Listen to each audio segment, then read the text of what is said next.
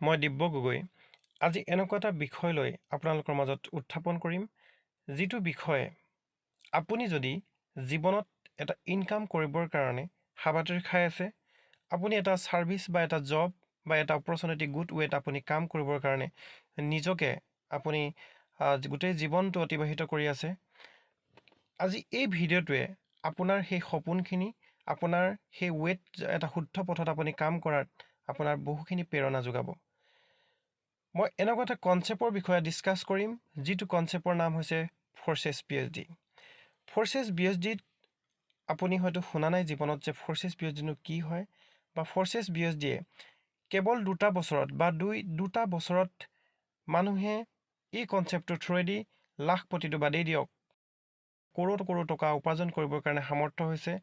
এই সিস্টেমত কেনে ধৰণে আপোনাৰ ইনকাম কৰিব পাৰি বা কি ধৰণে তেখেতলোক সাকসেস হবৰ কাৰণে আপোনাক সম্পূৰ্ণ তথ্য জনোৱা হ'ব এই সিস্টেমটোত বা এই ভিডিঅ'টোত ফৰসেজ এনেকুৱা এটা কনসেপ্ট ফৰসেজ এনেকুৱা এটা বিষয় ফৰসেজ হৈছে ৱৰ্ল্ডৰ 100% decentralize number 1 dollar base project Forsage ৱৰ্ল্ডৰ 100% decentralize number 1 dollar base project মই কোনো কোম্পানীৰ বিষয়ে ডিসকাস কৰিব খোজা নাই কাৰণ ফৰসেজ কোনো কোম্পানী নহয় ফৰসেজত অতিকৈ গুৰুত্বপূৰ্ণ হিচাপে বিবেচিত হোৱা বিষয়টো হৈছে ফৰসেজত 100% ট্ৰান্সপাৰেন্সি আছে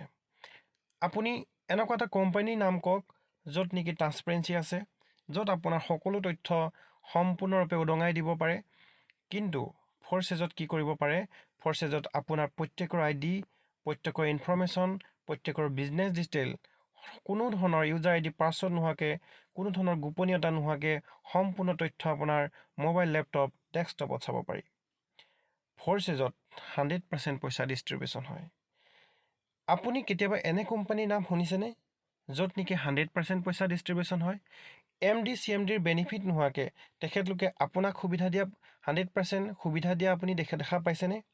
কিন্তু ফৰসেজ আপোনাৰ এনেকুৱা এটা টেকনলজি এনেকুৱা এটা সিস্টেম য'ত আপোনাৰ 100% পইচা ডিস্ট্ৰিবিউশন হয় যিটো নেকি অন্য কোনো বিজনেস প্লেটফৰ্মৰ পৰা সম্পূৰ্ণৰূপে পৃথক ফৰসেজত আপুনি হয়তো চাকৰি কৰিছে বা আপুনি হয়তো কোনোবা কোম্পানীত কাম কৰিছে বা বিভিন্ন সেক্টৰত আপুনি কাম কৰিছে কিন্তু আপোনাৰ ইনকাম হুমাবৰ কাৰণে আপুনি মাহলৈ বা পক্ষেকে অপেক্ষা কৰিব লগা হয় কিন্তু ফৰসেজত চকুৰ পলকতে ইনকাম পোৱা যায় পুনৰ কৈছো ফৰসেজত চকুৰ পলকতে ইনকাম পোৱা যায় ইয়াত পইচা পাবৰ কাৰণে কোনো মাহেকে পক্ষেকে অপেক্ষা কৰাৰ কোনো প্ৰয়োজন নাই অতিকে গুৰুত্বপূৰ্ণ বিষয় হিচাপে বিবেচিত হোৱা বিষয়টো হৈছে ফৰসেজত কোনো এমডি সিএমডি ডাইৰেক্টৰ অপাৰেটৰ নাই য'ত কেৱল আপুনি নিজেই মালিক হিচাপে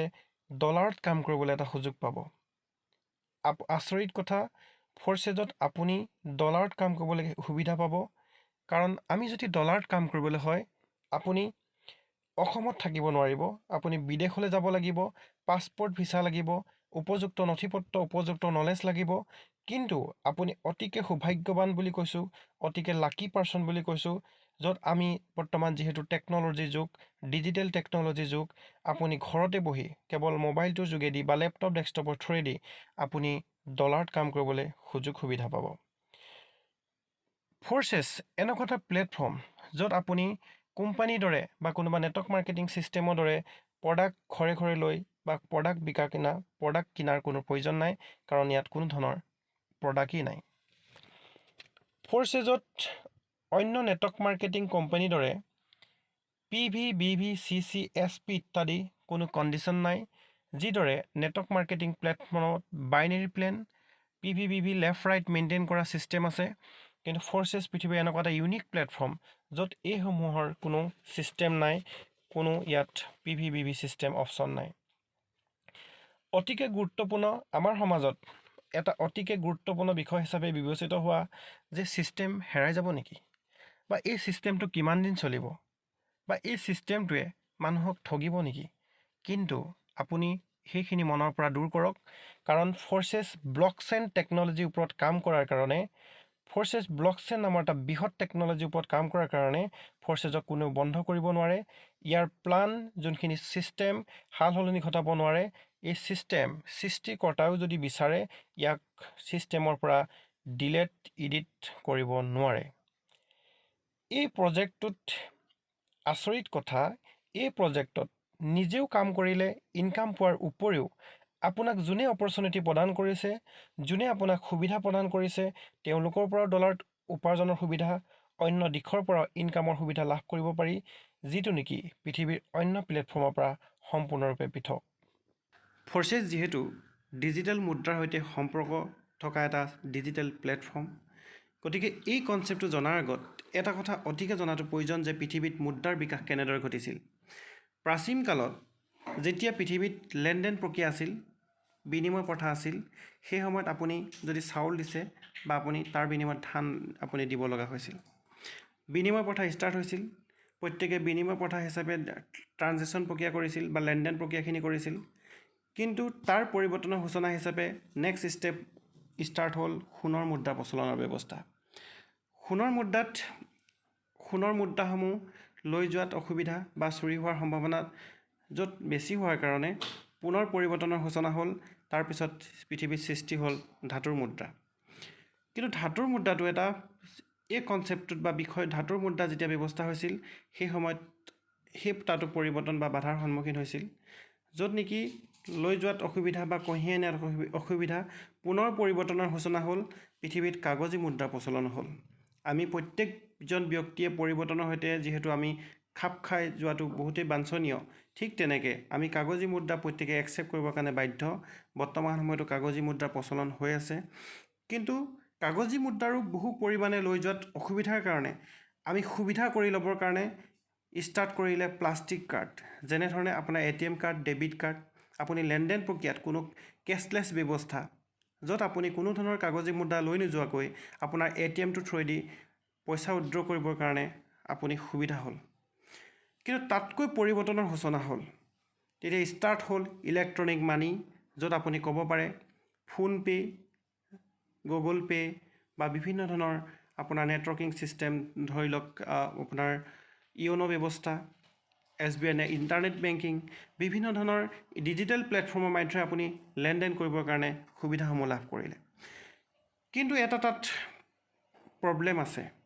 এই ছিষ্টেমটোত আপোনাৰ যদি বেংকিং ছিষ্টেম, ছাপ'জ বেংকৰ ব্যৱস্থাসমূহ যদি আপোনাৰ ছাৰ্ভাৰ ডাউন থাকে,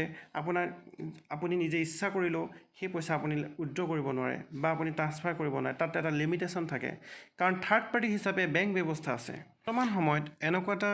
ডিজিটেল মুদ্ৰা আমাৰ হাতত আহি পৰিছে, অলৰেডি ব্যৱহাৰ হৈ আছে, যিটো নেকি আমি পৃথিৱীৰ প্ৰতিজন ব্যক্তিয়ে এই ছিষ্টেমত একচেপ্ট কৰিবৰ কাৰণে আমি বাধ্য হ'ম। এই ডিজিটেল মুদ্ৰা একচেপ্ট কৰিবৰ কাৰণে বাধ্য হ'ম, কিয়নো এই ডিজিটেল মুদ্ৰা বা ক্ৰিপ্ট'কাৰেঞ্চি হৈছে ইণ্টাৰনেটৰ যোগেদি কোডৰ পৰা সৃষ্টি কৰা এটা ডিজিটেল ধন, যিসমূহ ধন কেৱল ডিজিটেল মাধ্যম যেনে লেপটপ, ডেস্কটপ, মোবাইল সীমাবদ্ধ,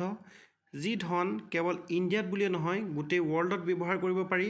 এই ধনৰ মাজত কোনো ধৰণৰ লিমিটেশ্যন আৰু তৃতীয় পক্ষৰ ব্যৱস্থা নাই। যেনেকৈ ধৰক আমাৰ চেণ্ট্ৰেলাইজ যোনবিলাক ছিষ্টেম, চেণ্ট্ৰেলাইজ যোনসকল মুদ্ৰা ব্যৱস্থা, সেই মুদ্ৰা ব্যৱস্থাত আপোনাৰ থাৰ্ড পাৰ্টি হিচাপে বেংক আছে। তাত আপোনাৰ পইচা বেংকত থাকিলেও আপুনি নিজস্ব ইচ্ছামতে আপুনি লেনদেন কৰিব নোৱাৰে। কিন্তু ক্ৰিপ্ট'কাৰেঞ্চি এনে এক মুদ্ৰা, যি মুদ্ৰা আপুনি যদি বিদেশত আছে, সেইখন দেশত আপুনি ইচ্ছামতে লেনদেন কৰিব পাৰে, যিকোনো বস্তু আপুনি ক্ৰয় আৰু ব্যয় কৰিব পাৰে। ঠিক সেইটো কাৰণে ক্ৰিপ্ট'কাৰেঞ্চি আমি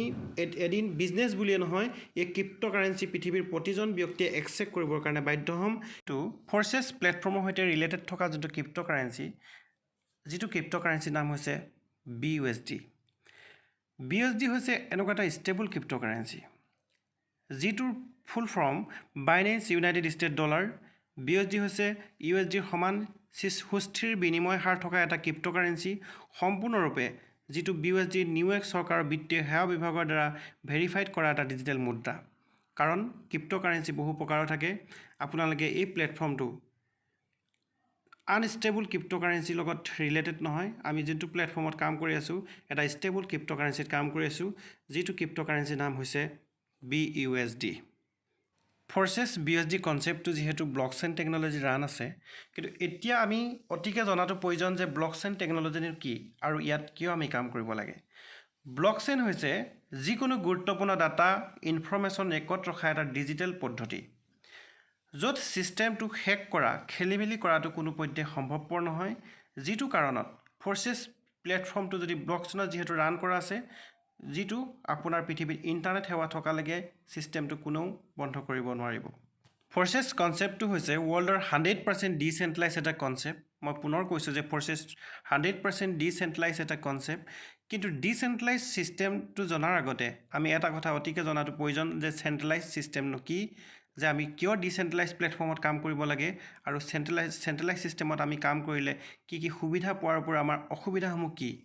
গতিকে চেণ্ট্ৰেলাইজ ছিষ্টেমৰ অৰ্থ হৈছে য'ত ছিষ্টেমটোত কোনোবা এটা কেন্দ্ৰবিন্দুৰ দ্বাৰা পৰিচালিত হয়, য'ত মালিক পৰিচালক অফিচ ইত্যাদি থাকিব। তাত আপুনি ইচ্ছা কৰিলে যিকোনো ছিষ্টেম সালসলনি ঘটাব পাৰে, পৰিৱৰ্তন কৰিব পাৰিব। ইচ্ছা কৰিলে আপোনাক যিকোনো ছিষ্টেমৰ পৰা বহিষ্কাৰ দৰমহা কৰ্তন কৰিব পাৰে, য'ত আপোনাৰ নিজস্ব কোনো স্বাধীনতা নাথাকিব। তাত আপোনাৰ কণ্ট্ৰলত নাথাকিব কোনোবা এজন হিউমেন কণ্ট্ৰল, য'ত ছিষ্টেম হেৰাই যোৱা পলাই যোৱাৰ সম্ভাৱনা থাকে। পৃথিৱীত এনেকুৱা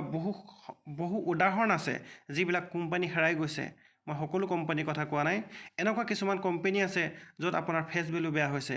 কিন্তু চেণ্ট্ৰেলাইজ ছিষ্টেমত আপোনাৰ নিজস্ব স্বাধীনভাৱে আপুনি কাম কৰিব নোৱাৰিব। কিন্তু ডিচেণ্ট্ৰেলাইজ প্লেটফৰ্মত এইটো কাৰণে কাম কৰিব লাগে কাৰণ ফৰ্চেছ 100% ডিচেণ্ট্ৰেলাইজ এটা ছিষ্টেম, যিটো ছিষ্টেমত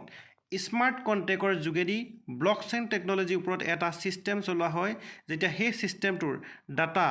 বিশ্বৰ সকলো লেপটপ ডেস্কটপৰ ডিভাইচলৈ যায় আৰু সেই ছিষ্টেমটো ডিচেণ্ট্ৰেলাইজ হৈ যায়,